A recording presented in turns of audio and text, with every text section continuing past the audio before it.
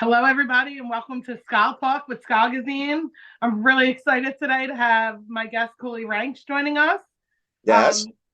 He's been an integral artist in the ska community, the industry, for over 30 years, starting out with the Toasters and then ultimately moving on to start the Pilfers and do some solo work too. So what brought me to ask Coolie to be a guest right now is obviously Chawalaleng dropping on streaming platforms yesterday for the first time in 25 years.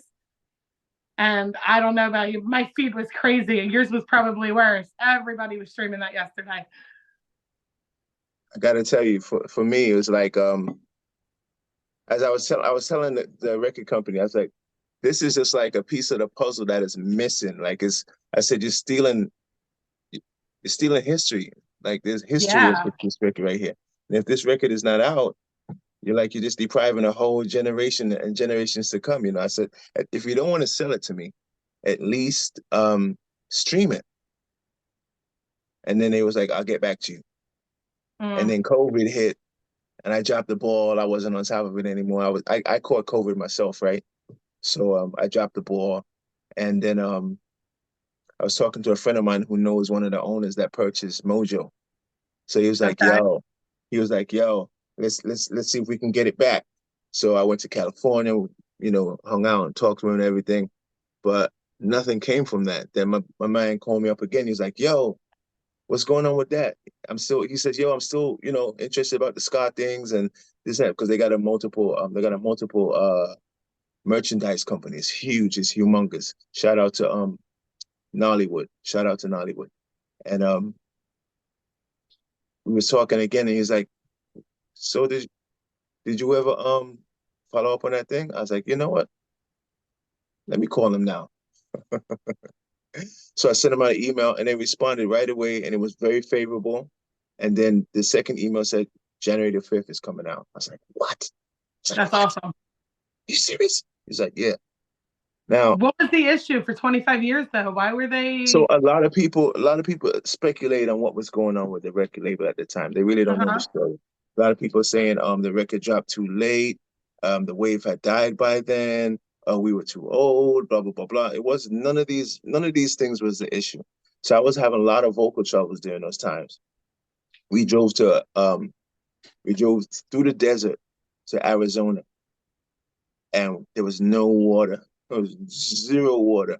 So by the time we got to the next stop where we were supposed to perform, my throat was dry. I was parched. I ran into the bathroom and drank tap water, which I never do. I was that thirsty. I was like just like dehydrated. So I performed that same day, and I had real issues with my vocals, and they kept spiraling out of control after that. And so that was my personal problem with the record label. They put out Agua first, right? Mm-hmm. We got a lot of hits and we was doing well with Agua, but they really weren't pushing it. Come to find out that the woman that did the radio for Mojo was having a baby, so she was absent in the process. Now she's the one that actually pushes things to the radio, talks to the radio, play this, da da da da. So we missed that. I'm not blaming her because hey, life has to go on. Yeah, they didn't have their coverage and they had nobody to back her up. No, so management was really upset because they didn't do what they were saying they was going to do. So we were having these really heated arguments, and management said like, "Yo, let's get out of here. Let's go to another label." Because there was a bidding war for us. There was a bidding war for us. So there was a few options that we could turn to, and management was like, "Yo, let's get out of here." So we got out of here. So it wasn't them holding back the record Mm-hmm. as it was, well, we're not doing anything with it anymore. We don't have you. Why should we push the record? You understand what I'm saying? Right. So I don't blame anybody. I don't blame anybody. My mission and was just to get it on air. I don't blame anybody for not coming out because it's not any of the stories that many people have heard, but it wasn't they blackballers or they did this. It wasn't working out. So like if you're in a relationship and the relationship is not working out, don't sit there and suffer. Exactly. I got you. So Well, congratulations. You got it out there. And I think the reception was really well. How you yeah, feeling today? I'm feeling like I got more work to do. It's okay that, a few people know about it, but this has to be a global thing. It's cool that a few people know about it, but I need everybody, all soldiers, all hands on deck to send it out to your friends that are new people that never heard of us. It's not time to sit down on one's laurels, man, and say, "Oh, I got it done." No, this is a constant. This is an everyday, you know, mission, man. It's an everyday attack every day. Like I'm here with you today. This is part of the attack. You Yep. kidding me? Nah, it's not to sit down because it's been down long enough. It needs a lot more light. And I'm getting texts from people, saying how much the record means to them and what their lives is like better because of the record. Well, I want everyone else to share that kind of a vibe. And they all have the platform to do so because social media is on our side. I mean, Exactly. you got to use Exactly. it for the good things and get the word out. Exactly. I've got like 7,000 people on my page alone, on my Okay. um on my Facebook page. So I should have 7,000 people listening. Sharing. You understand what I'm saying? Yep. So if 7,000 people haven't listened to it already and played it like 10 times already, I'm not doing enough. Okay. Well, we'll keep sharing it Yeah, keep and sharing encouraging it. others to do Keep it. singing it. Keep sharing it because, you know, there's there's a lot of records that are shelved that never see the day of light. Never. So for this record to be released, one, they got tired of me pestering them. Mm-hmm. Two, two, it has some value. Now, if you know Absolutely. any company, if you know record companies, they don't do things arbitrarily. It's always, and remember, it's a business. It's a business. So there has to be a bottom line. What's the bottom line in any business? You got to have profit. Yep. So I'm saying what one has to do right about now is to push this so they can get some damn profit. And then they're looking to something else. I need profit. I need them to get some damn profit so they can say, okay, let's do some more with those guys. You understand what I'm saying? Yeah. So I don't know how that all works with streaming. I know the artist gets like, barely anything. We are not going to get any profit. Uh-huh. let's get that. Let's get that straight. We're not going to get any financial profit, Yep. but there's a different kind of profit for music for artists as well. That's notoriety. That's visibility. That's demand, and then henceforth, so forth, profit. Yeah. And then when you go out on tour, people want to come see you. They want to buy your merch. Profit. Maybe one day it'll drop on vinyl. People want to buy it on vinyl. Well, I just dropped the vinyl question to them yesterday. Oh, So nice. don't expect any hurry, ha ha. As I said, the bottom line is what? Profit. So we got to make sure they get some profit. Yep. So they would like to reinvest and so they can get more profit.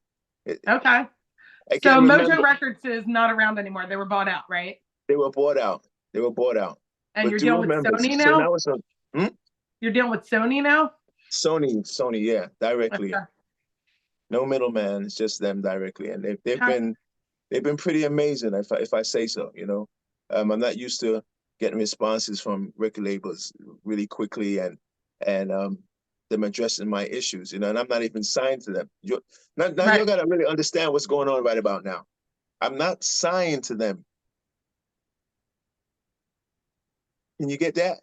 So they don't owe you anything, is what you're They saying. don't owe me crap. They don't owe me nothing. So it's what I'm saying. There has to be something either about me Yep. or the record. There's some value in the record. So I say to everyone that's listening to my voice right now, please stream this song, stream any song, all the songs, and let them get some profit so they can, put something into us. Because Man, they, stream they're, them they're on under no repeat when you're obligation. sleeping at night, right? Pardon? Just stream it on repeat when you're sleeping at night if you have Yeah, to. just leave it on. and get some inspiration while you're sleeping. Exactly. Yeah. So, excuse my water. Mhm. They respond to me, and I'm looking forward to working with them. That they've been very cool. Well, that's good to hear. Yeah, very cool. Real good to hear. So let's go back, way back in your life. How did you get into music? Oh, music or ska music? Music in general first. Getting into music, I heard a song that I liked on the radio, and I wanted to do what I heard. I heard a Jamaican Okay. song, and I wanted to do it. I wanted to be like that. Now my family is West Indian. I grew up with my grandfather and my mother in America. My grandfather in England too, but mostly I had more of a relationship with him here at an age that I can understand things more so. Mm-hmm. He's Jamaican, and I grew up Jamaican. I eat Jamaican food. I speak fluent patois, just like how someone would be have a family from France, and they weren't born in France, but they could speak French. Right. So I could speak patois as though I'm from Jamaica. So the music that I was hearing was Jamaican music in the house and on the radio, and I wanted to do that. And I learned how to do it. I just loved it that much. I just wanted to do it, had to do it. And how did that lead to getting into ska? I did a record. I did a fusion record, not a fusion record. Well, I guess it would be a fusion at that time.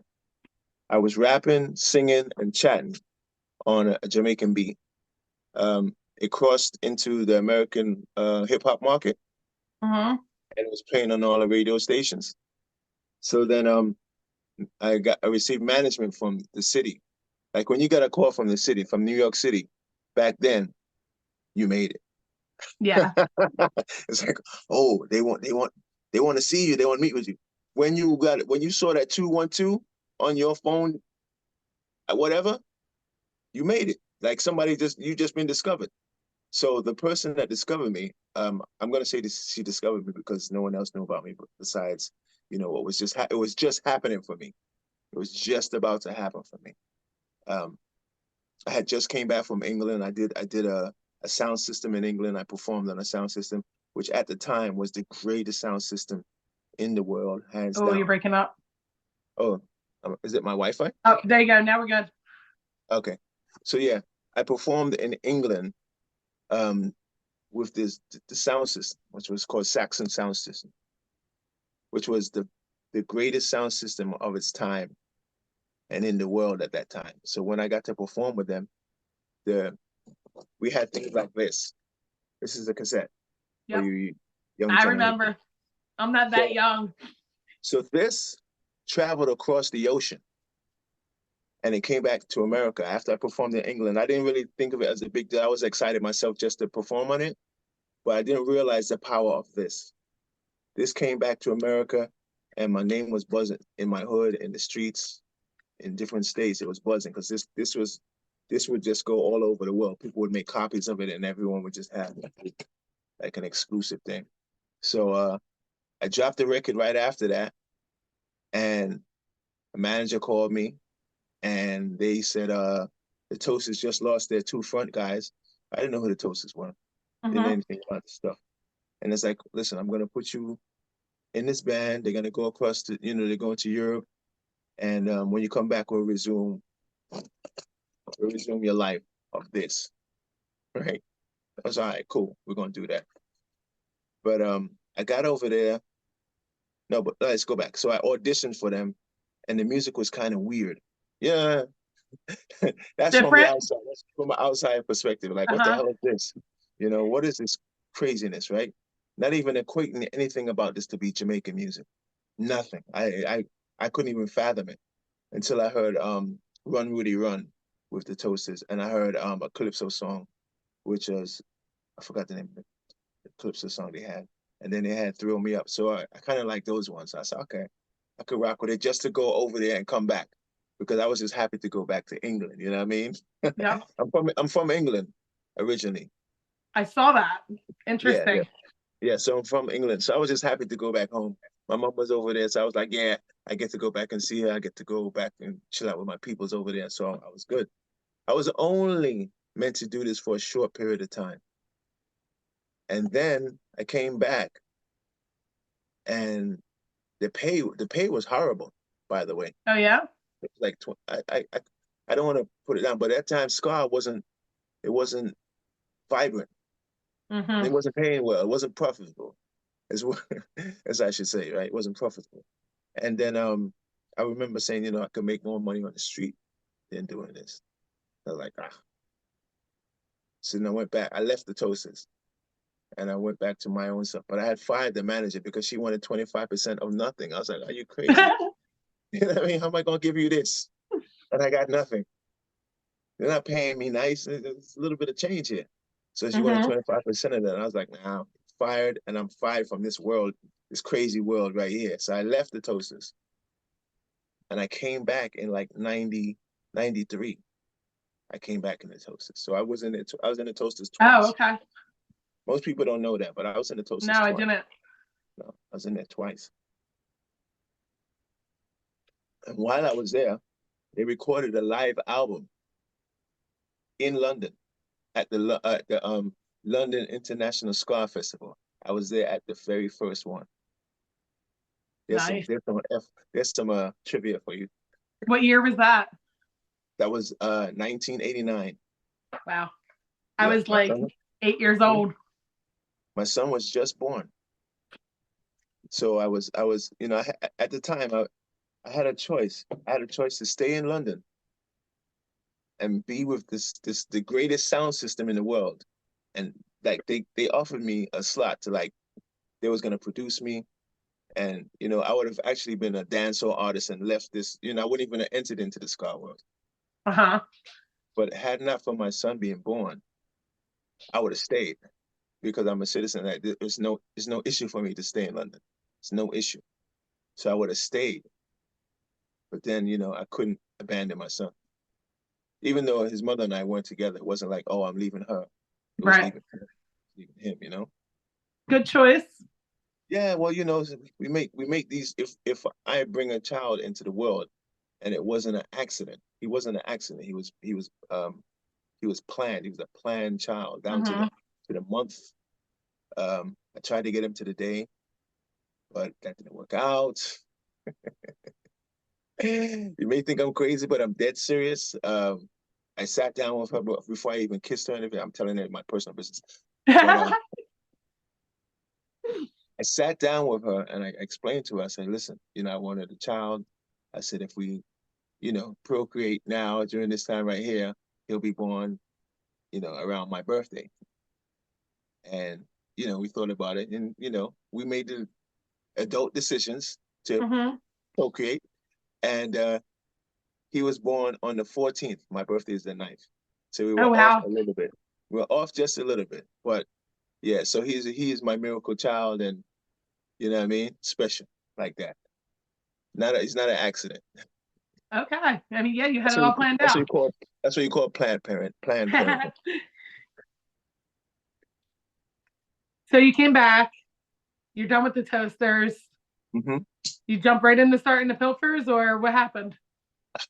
I sat down. I was stressed out Yeah. because I left the Toasters abruptly. I didn't have a plan there. I just left. I just had to get away from them. And I was just there in the dumps. And I got a call from Steve Jackson. He says, yo, I heard you left the Toasters. I said, yes, Steve, I did. I don't know what I'm gonna do. You could hear the depression. I was distraught. I was like, yeah, Steve, I don't know. Steve was like, you're gonna start a band. That's what the fuck you're gonna do. You're gonna start a fucking band. That shit just perked me up. I was like, oh yeah, yeah, I could, yeah. He made me believe I could do this shit. I had no inkling of doing a band. I was just out there floating in the water, dead in the water, man, dead in the water. So You you could even thank. had friends in the industry here or anything, or you just had to just go find them? I had to go find them. Uh-huh. I was on a mission from Gap. You know, Putting ads in the paper and shit. let me tell you, I met this girl. You know, the story goes into a girl. Um, so she was really smart. Shout out to Remington. Shout out to Remington. Um, her book. So you know, before you had books, before you had phones and contacts, you had the file of facts. Yep. So all my contacts was listed as friends, but it wasn't occupational. So she told me to transform my contact list as to Mm-hmm. what people do rather than just their names. Smart. So she's a genius. She's very smart. I listen to women a lot. She knows they know more than us because we're not so analytical and detailed. You know what I mean? Mm-hmm. Men just like whatever. Anyway, so she says, do that with your phone, and you'll see, you know, what you have in your phone and what you have access to. I don't do it today, but I sometimes do. But it worked at that time. Timber. So you just Sorry found about that. people that were already on your list by doing that? No, what I did was can you see me? Yeah, I see you. All right, cool. So what I did was I made phone calls and one led to the other, to the other, to the other, to the other. I think the first person I got was Vinny. Now I got Vinny through an ex-girlfriend. She was now Vinny's girlfriend. Don't tell me Yeah. how it happened. Don't ask, don't tell. And she calls me up. She's like, "What you gonna do? What's going on? What you gonna do now?"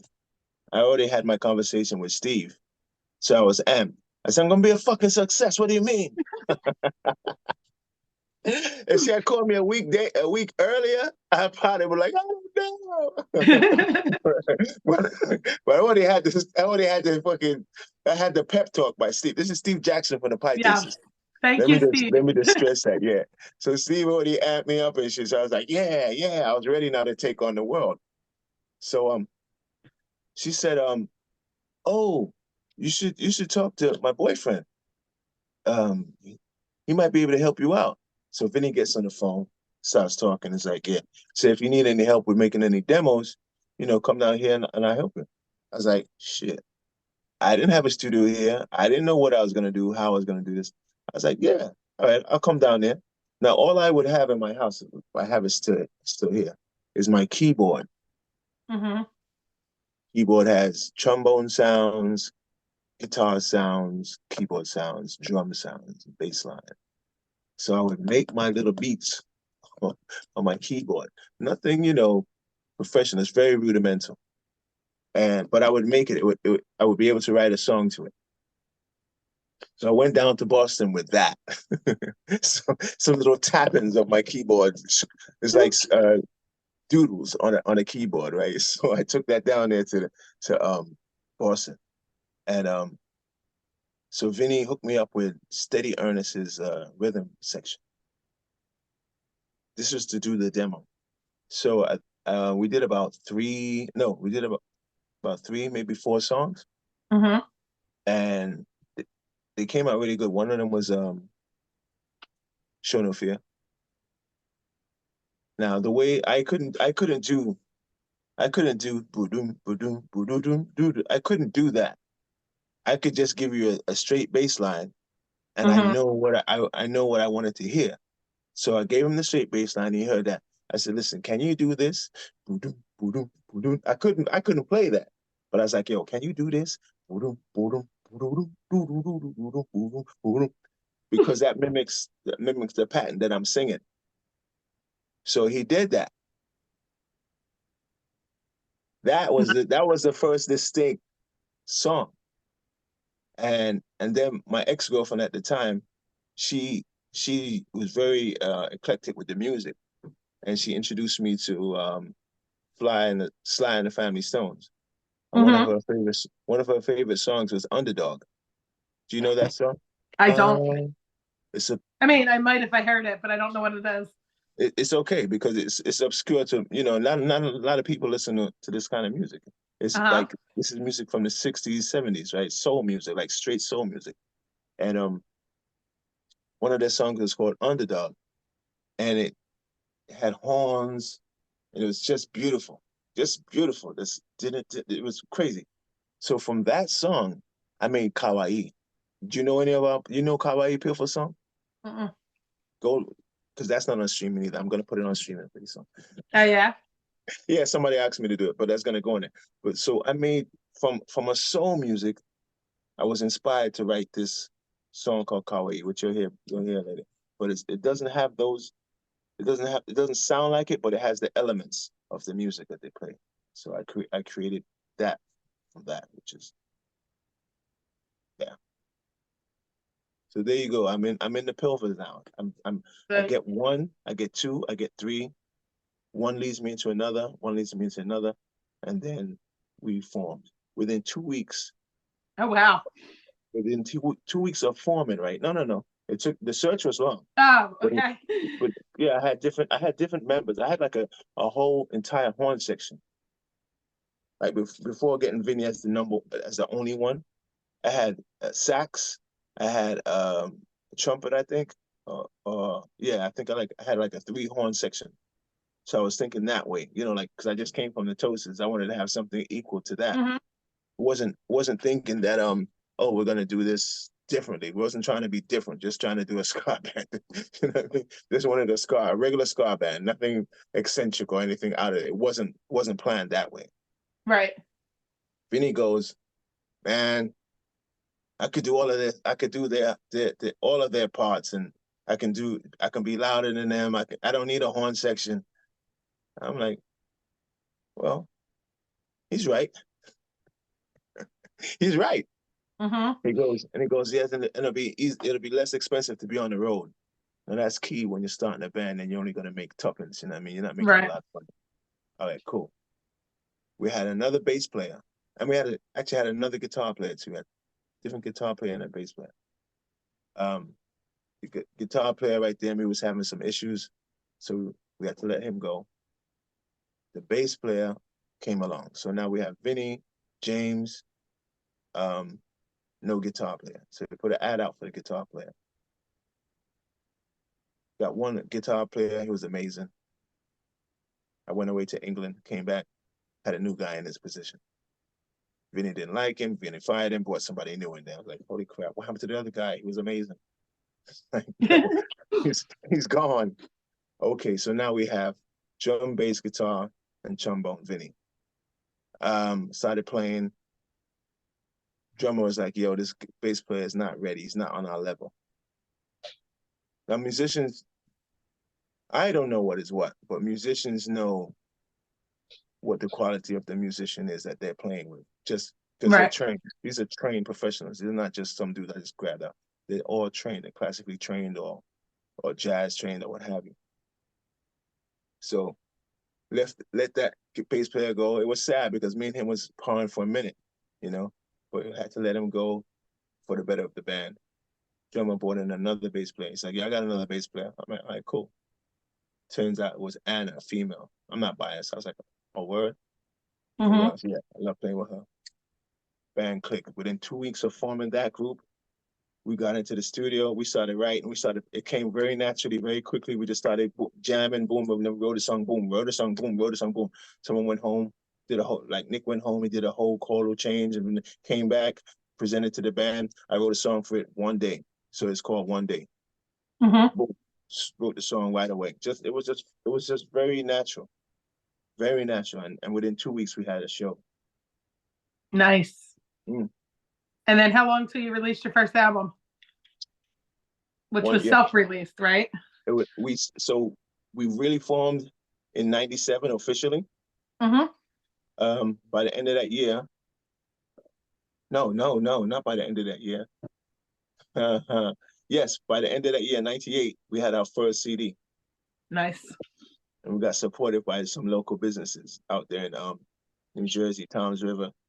Mike Batista, never gonna forget him. He hooked us up. The owner of the Catch, the Marlin, Hmm. shout out. You never forget the people that helped you on your way. There's so many people that helped us on the way, but to get that record was Mike Batista. Nice.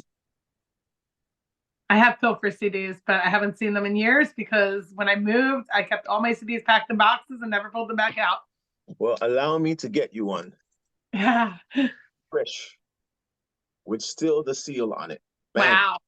Yeah. Can people still buy those? Are they out there? Um, they can only buy them from us. Okay. To be honest, we never put these in stores, you know. Uh-huh. This was something. So when we did Pilfers, my mind was like, this is a very exclusive, this exclusive genre, this exclusive group, this is exclusive crew. This was not made for the public. We're underground for a reason. Right. This was not like we're gonna be on your top 40 charts. You're gonna hear us on the radio playing on. This was just for a specific type of people that was trying to elevate themselves and wanted to do better and was like loving of each other and loving mankind. This was not just for everybody to go up there and jump around and say, "Oh yeah, yeah, yeah."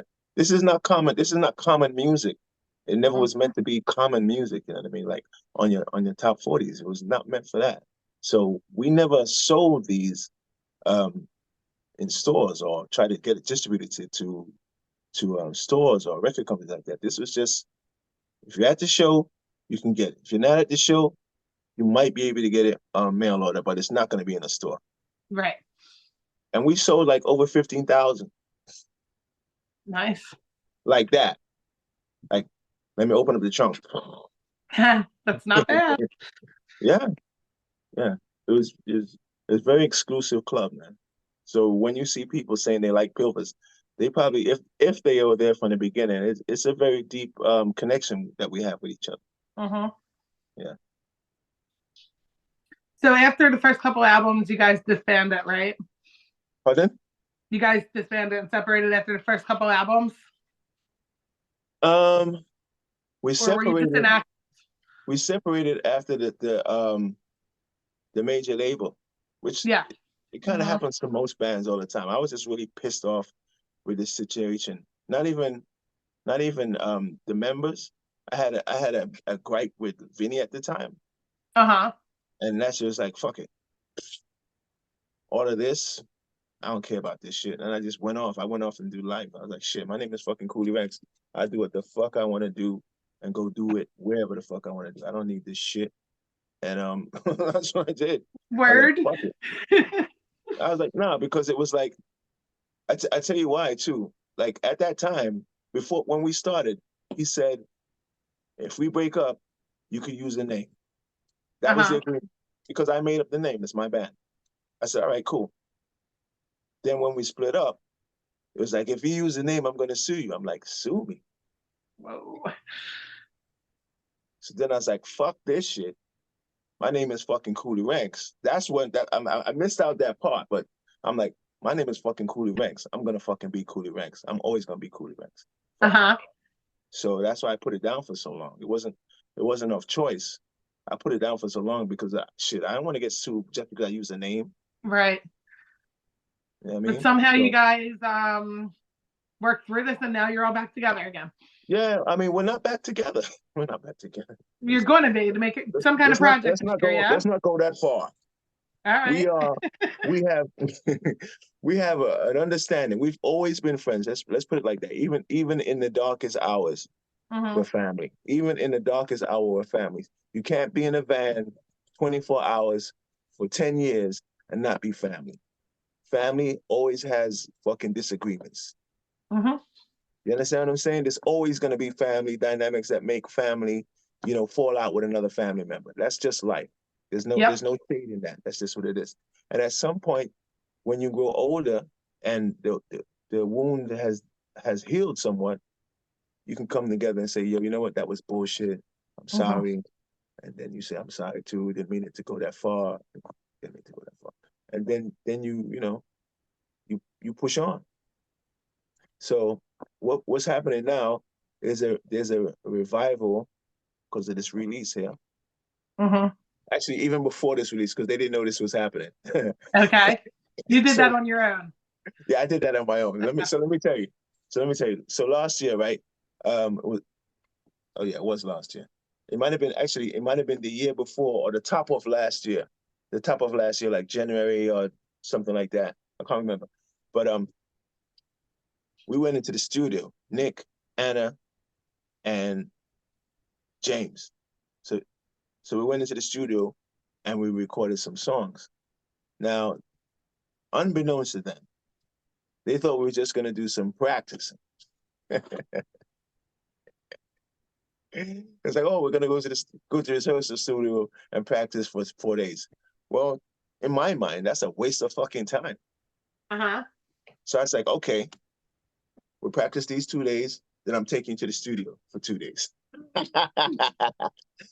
They had no idea. So it's like I kind of ambushed them and shit. It's like, so I know. So I got them into the studio and we recorded some tracks. Uh-huh. No, some of them I like, some of them I don't like. So we'll come back again and write some more. But I have the tracks. It's just for me now to put my vocals on them and shit, you know. So all the tracks for this new project are recent. None of them are from way back. Well, that's a funny thing. I'm glad you asked me that question. So we wrote a bunch of songs before we broke up. We always wrote songs. Uh-huh. And some of them are really good. And some of them still stand the test of time. So Vinny sent some of them to me the other day. And I was like, I always like that version rather than my own version. And it's better with you on it than me by myself. Uh-huh. So we're gonna go back and do some of those over. And Sweet. of course, again, there'll be more new than old. There'll probably be like one, maybe two old ones, and the rest be new. But there's songs that were recorded. I should say the songs that were written by us that weren't recorded by us. So we'll revisit those ones that never made it to light as Pilfers. Okay. Yeah. It sounds But exciting. only two. It's nothing like two, maybe three at the most. Because I think there's only one in my head that I really would like to do. But he sent me over like two, maybe three tracks, and so check it out. So you'll be working on that this year. How do you do the fingers? And then so you're not back together, but you're gonna work on a new project and maybe do some shows. Is the vibe I got. Also, let me say that's a definite on the shows. Oh, nice. It's a definite on the shows. Not back together. You're not spending a bunch of time in a van together anymore. Nah. Those days have long since passed. But yeah, we'll do a couple of shows together. It's still me and my crew. You know, shout out to my crew, Vic. What up? Guido, big up yourselves. Josh, big up yourself. Adam. You know what I mean? Steve, Billy B. I mean, got a lot of good people in New York and City and Connecticut. So we still working. Regardless of what, you know, music is my life. So I can't give up on music. Music has never given up on me, so I'm not gonna give up on music, you know. All right. So where are you looking to do these shows at? Well, in the Northeast, or are you going further? Oh, you haven't seen us out in Detroit? No, I haven't been to Detroit. We're out in Chicago. We're out at well, we haven't been to Ohio, but I think that's coming up. We're going to be in Ohio. We're going to be in Pennsylvania, I think. And we're going to be in Buffalo. We're in Rochester. Well, maybe we'll see you back around Philly. Yeah, of course. Hold on. Where's my Philly?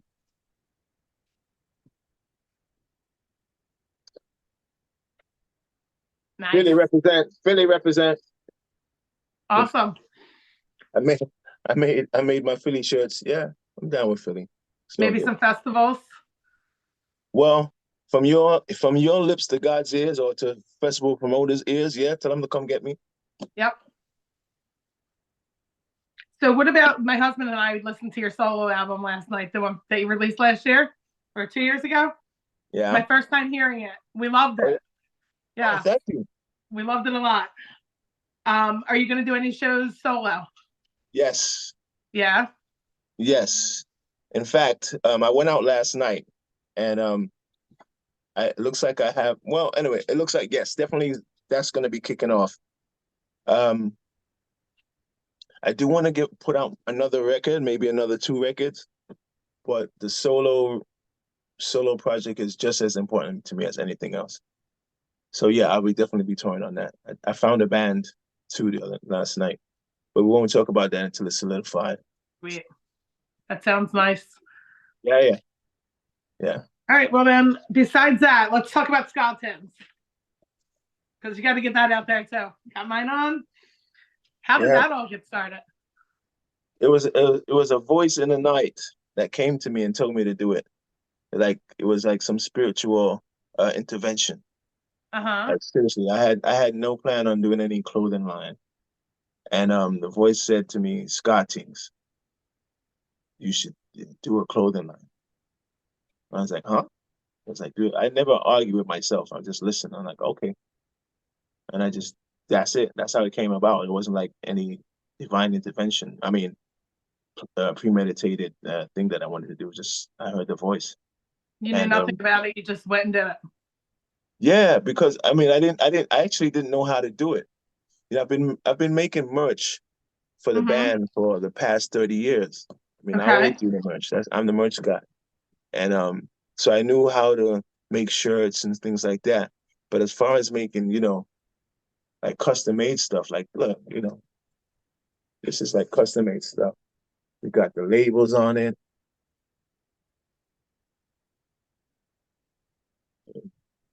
Like I got the labels on it. Yep. Got label in the front label. I never did anything like that. We got QR codes and all this stuff here. I didn't know anything about that. But I have a friend. She's a designer. She's a swimsuit designer. Mm-hmm. And I was telling her what I was doing. And again, like I always have a Steve Jackson. She was a Steve Jackson to me. I was like, oh, I need to get this person. Need to get them. And she was like, she gave me a wake up call. She's like, you are the brand. You are the brand. I was like, Mm-hmm. huh? She said, no, you. I was like, I got to get like Gwen. I got to get this. And I mean, oh, I got to go get Gwen. She could be the face. And she's like, you are the brand. It's like, oh, okay. All these revelations, because I don't really put myself out like that. I'm like, I'm just this little guy over here to me. But she was like, you are the brand. Okay. So You're yeah, the brand. yeah, I'm the brand. So she showed me how to do a few things that I didn't know anything about. Like Okay. she prepared me how to set it up officially. Then I had another friend. He does internet work and sells signs. Made crap load of money. And Mm-hmm. he was telling me he saw Pilfers stuff and he loved all the Pilfers clothes, the logos, the cups, Nice. right? So he loved everything and he wanted to take it over. He Mm-hmm. wanted to pimp it. It's like, oh no, can't do that. It has too much integrity. See, you now in most businesses, people are not attached to their brand. Mm-hmm. Their ultimate goal is to sell it off. Mm-hmm. They want to pimp it, right? But it's different for a band because this is who they are. Yep. So you can't do that. I mean, I know you'll see Ramon shirts or that's just an example. Oh, like in Target, Right. You see Walmart. all of these things right. So you see all of these things like that. It's gone to that Mm-hmm. point where it's out of their hands now and someone else is just pimping it. It still has its integrity because it is who it is. They've made their mark. We haven't made our mark sufficiently that it could just be this thrown out there to the Right. wolves. So no, so I wouldn't do it. So, but we would have a lot of conversations. He would teach me about branding and stuff like that. And I was like, I loved everything we were saying, but I was like, definitely not with mine. And I spoke Mhm. to a couple of my friends, and it was like, nah, don't do that. And one of my friends was like, she was like, there's no way. She said, don't even, no amount of money. I was like, okay, okay. I'm not doing that. I was just considering, just thinking about it. She says, no amount of money. I was like, cool. Even though I'm broke. She's like, oh, no, no. I was like, okay, cool, cool. And then everything that this guy was telling me about, when I came up with the idea of doing this, I was like, oh, I could do it with this. Like put people in your clothes and people wear it, post it on your page. All of Mhm. that stuff was something that I would have conversation with him about. But it came so naturally. It came so naturally that people were just like, yo, I'll wear it. I'm like, what, for real? Like, I'll be on my humble. I said, yo, will you wear this? And like, yeah, man, I'll wear that. And then the first ones, I'm gonna tell you, the first ones that showed me love was Catbite. Yeah, I love them. Yeah, man. Catbite was like, they just, their husband and wife, they're like a Hmm. tag team. So if you send in one, you send in the two, you know what I mean? And they're Yep. there. They just got it on. They just repping my shit. I was like, damn, thank you. And then I started sending out to other people. I met people at shows. You want to wear this? Boom. And I just, listen, man, I'm just starting out as a designer, doing this thing right here. Would you wear my shit? Pretty people, Hmm. cool people, whatever. And they're like, yeah, yeah, I'll wear it. And it just snowballed, like yourself. Yeah, You know what I mean? like me. I got you on a Found it at couple a of pictures. show. I got you on exactly. And you were Mhm. so festive that night. Ha, I was. I had a little bit too much to drink that night. You were really happy. So Yeah, I I was like, was. yeah, let me get that picture right there. Bam. Joy. I think I was double fisted. You know what I mean? Yeah, For real, for real, for real, for real. but I got to get me a hat and I got to get Oxa sweatshirt. I keep saying I'm gonna do it. Okay, because I got one small left. Yep. Do you have any extra small or just small? It's extra small. Oh, all right. Yeah, it's I'm gonna extra order small. that today. Okay. Um, so people can find Ska Tinz. You're going around to festivals and shows. You have tables, So and go that ahead. is that is the plan for this year to hit the festivals with the Ska Tinz. Okay. I'm still waiting for these guys to hit me back. All the people I spoke to right after Supernova. So hit me back, and we'll have car, we'll have van, we'll travel, and we'll talk about what I need to do to fulfill my seats. What do you have lined up so far? March the 20, no, January the 20, something here in Connecticut soon. Okay. Southern Connecticut, and then something in Brooklyn, March. Okay. And they can also buy it online. You're shipping. Yeah, ship it out real quickly. Skatinz.com, SKATINZ.com. Look at what you want to get. I don't do returns. If you like it, buy it. If it doesn't fit you, keep it, give it to a friend, and I'll send you something else. Okay. I will say the Want any quality of this returns, hoodie. just keep it, gift it to a friend, and I'll send you something else. Yeah, hook somebody else up. The quality of this hoodie is amazing. I love hoodies, and this is one of my Thank you. favorites. Thank I you. wear it all the Thank you. time. I wear it to work in the office. I don't care. Thank you. I Thank get you. compliments on it. So there you go. I think that's all the questions I have for you, but I always let Ox ask the question at the end. Okay. Hey, Ox, come on. He loves it, but he's being slow. You have anything you want to add? Tell people where they can find you. They can find me on SKA_TINZ on Instagram, Ska Tinz on Facebook, Coolie Ranx on IG,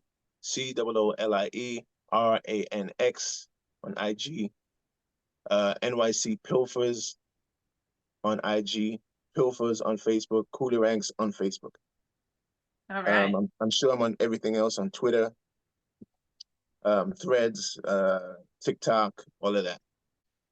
What advice would you give to the kids who will be the king of ska punk? That would be you. What would I tell you? I would tell you to stay focused, Ox. Don't let anybody deter you from your dreams, because a lot of the times, Ox, most people find it impossible to do the things that you aspire to do.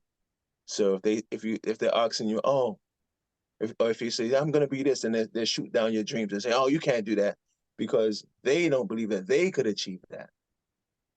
So don't listen to what they're saying when they're saying, oh, you can't do that. Don't listen to the can't do's. You're already getting some of that, right? Yeah. Yeah, he's getting that from the kids in school already. Yeah, because that's really because they don't believe they can do it themselves. So it's not really about you. It's about themselves not being able to achieve it. So don't let their words deter you from your mission. Yep. Because we already can. From the first day I met you, Ox, I know you're gonna be a star. Yeah. So don't let anybody deter you from your mission, bro. If you have no other questions, you get to end the episode the way you always like to end it. All right. All right, end it up. All right, peace. Say something to them. All right, thank you, Coolie, for joining us. I really appreciate it. No problem. Thanks for having me. I hope to see this get you more attention and more people. All righty. Peace.